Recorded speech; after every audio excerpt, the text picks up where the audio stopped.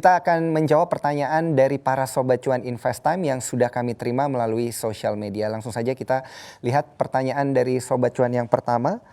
Ini dari @devijs. Pak Sofyan, kalau sudah kena mafia tanah, terus premannya sekarang suka datang neror kita, gimana tuh Pak? Itu tamunya Mas Daniel aja belum selesai kasusnya.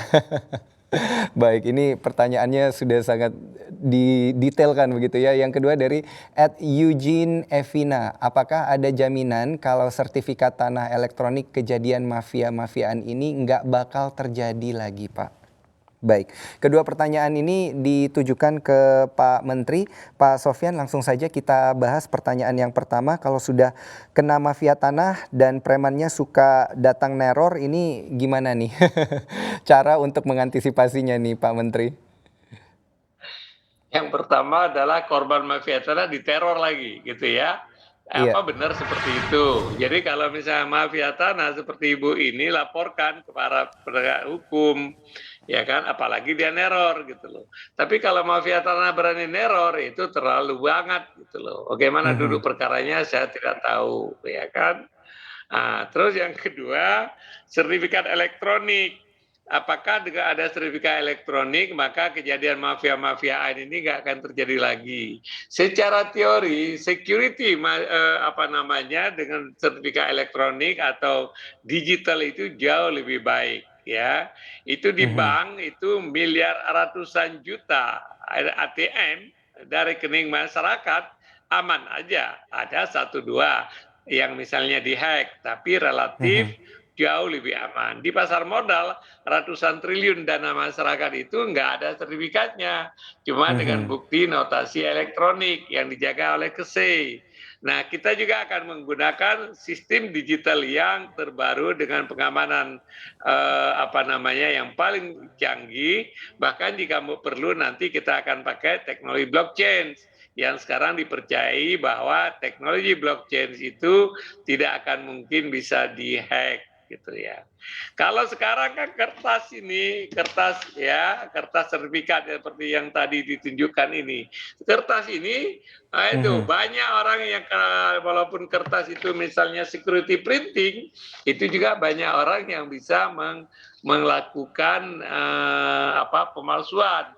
Usahakan sertifikat tanah itu uang pun dipalsukan, dolar juga dipalsukan, padahal pengamanan uang itu jauh lebih tinggi gitu.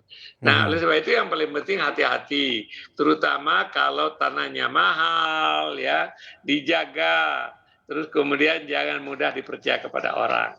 Yang terakhir saya ingin komentar Ibu ini kemarin tentang notaris atau PPAT tadi. Coba laporkan kepada kami, Bu. Kita akan lakukan investigasi.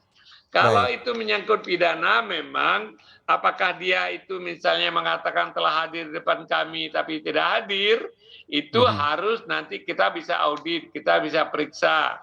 Tapi kami tidak punya kemampuan membuktikan secara material karena kami bukan penyidik, ya kan? Kalau penyidik itu boleh dilakukan, tapi kami bukan penyidik. Namun sekarang kami berpikir sedang mengubah undang-undang pertanahan untuk memungkinkan BPN itu punya penyidik, ya. Dengan penyidik maka penyidik namanya dari BPN itu PPNS, penyidik pejabat pegawai negeri sipil, ya. Dan kalau ada penyidik maka kita bisa memeriksa orang namanya pro justisia. Ya. Sekarang kami enggak, tapi tolong dilaporkan, kita akan cek itu PPAT itu. Kalau memang dia salah, kita akan ambil tindakan, ya kan? Kalau bisa terbukti, kita pecat, ya kan? Supaya dia nggak menjadikan orang lain korban lagi. Tapi dari cerita Ibu ini, saya belum bisa mengambil kesimpulan bahwa PPAT itu bersalah. Ya kan, tapi kita perlu lakukan audit. Silakan dikirim, laporkan Bu kepada kami, kepada Menteri ATR BPN, ya kan, di Jalan Sisingamangaraja, bisa juga lewat WA, lewat apa itu kepada lapor, kirimkan bukti-bukti. Nanti saya akan minta inspektur investigasi untuk melakukan investigasi. Kalau benar PPAT tersebut melakukan kejahatan seperti Ibu, itu dia nggak boleh lagi cari hidup Baik. di situ. Karena kepercayaan diberikan oleh masyarakat, dia merugikan masyarakat. Namun kembali kalau ya saya tidak menyatakan sudah pasti dia melanggar. Begitu. Baik. Baik, Pak Menteri, ini kan jalan untuk Ibu Sri dan Ibu Dewi semakin terbuka nih untuk melaporkan kepada Kementerian ATR dan juga BPN. Tapi untuk semakin memastikan nih Pak Menteri, apakah tidak dibutuhkan begitu surat-surat dari MKN misalnya mendapatkan notula begitu ya, seperti yang tadi dikatakan minuta begitu, minuta untuk kemudian melapor langsung kepada Kementerian ATR dan juga BPN. Saya tidak tahu teknisnya ya, tapi tolong apa aja dokumen yang ada, tolong dikirim. Nanti kita bisa minta majelis pertimbangan, ya kan, untuk memeriksa. Kami juga bisa meriksa bersama majelis pertimbangan, apakah PPAT itu melanggar kode etik atau tidak. Intinya adalah Bapak Ibu, Bapak, pemerintah, ya kan, dalam hal ini Kementerian ATR tidak ada kompromi sama sekali. Kita ingin melindungi betul masyarakat supaya ada kepastian hukum dan bidang tanah. Dan itu ada komitmen pemerintah Jokowi. Kemudian yang kedua, kalau laporan-laporan Ibu yang tidak ini, lapor kemana-mana Bu. Ya, pergi ke Komnas HAM, kemana begitu, supaya menjadi perhatian gitu loh.